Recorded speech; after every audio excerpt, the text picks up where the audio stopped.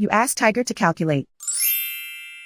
This deals with finding the midpoint between 2 points. The midpoint between the 2 points is negative 18.5, negative 58.5. Let's solve it step by step. Plot the 2 points and calculate the midpoint using the formula. The coordinates of point 1 are, x1 equals 62, y1 equals negative 30. The coordinates of point 2 are, x2 equals negative 99, y2 equals negative 87. PM represents the midpoint of the 2 points.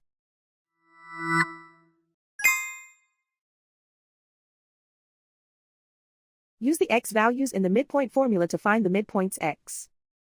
x1 equals 62.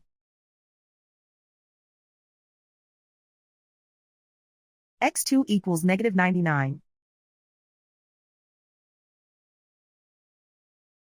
Simplify the arithmetic.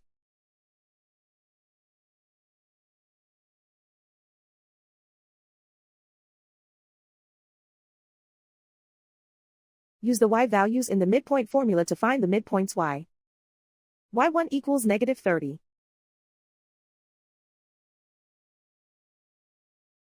y2 equals negative 87. Simplify the arithmetic.